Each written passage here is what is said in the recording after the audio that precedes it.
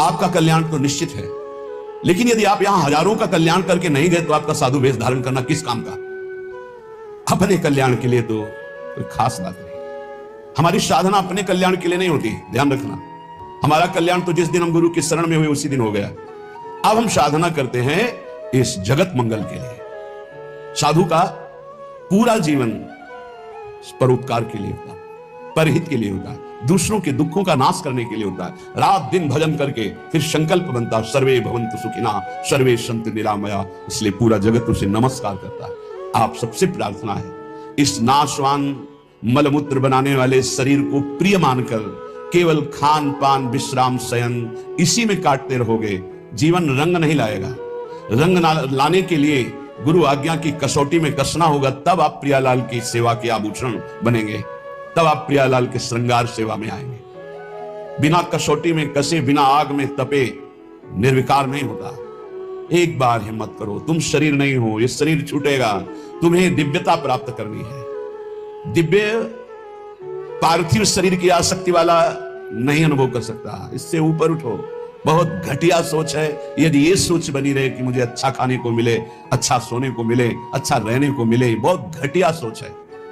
रात के 12:30 बजे जग गए, अपनी दिनचर्या में लगे, 10:30 बजे तक लगे रहेंगे, फिर जाके ये हम इसलिए कह रहे कि आप स्वस्थ हैं और आप कमाई नहीं कर पा रहे, चाहे गृहस्थ हो या विरक्त। अरे मरना है यार, जाना है यहां से। अच्छी नाम की कमाई कर लो, अच्छी अध्यात्म की उन्नति कर लो, लाखों का कल्याण कर दोगे। सतरति सतरति सा लोकांतरति। हमारा जन्म दूसरों का मंगल करने के लिए हुआ है। आप विश्वास कीजिए, बहुत घाटे का सौदा हो रहा है, बहुत घाटे का। किसको चढ़ाएं, किसको उत्तम रीति में पहुंचाएं? जब तक हमारी आज्ञा पर तुम बलिदान होना नहीं चाहोगे तब तक नहीं बन सकता।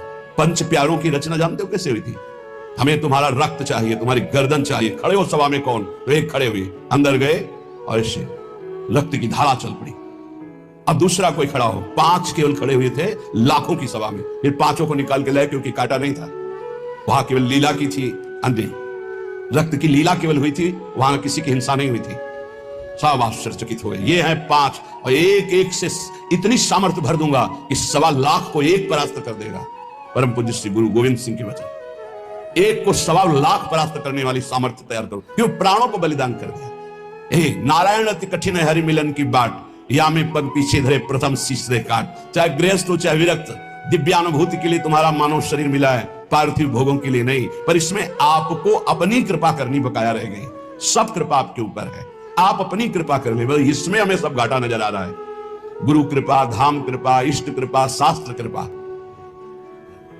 गुरु लाखों ने बनाया, लेकिन गुरु की बात मानने वाला कोई बिरला ही है। ऐसा नहीं कि नहीं है, पर वो इतने में अंगुली में गिने जाए। तो एक साधु जब साधना करता है तो प्रांत के प्रांत को पावन कर देता है, और सैकड़ों साधु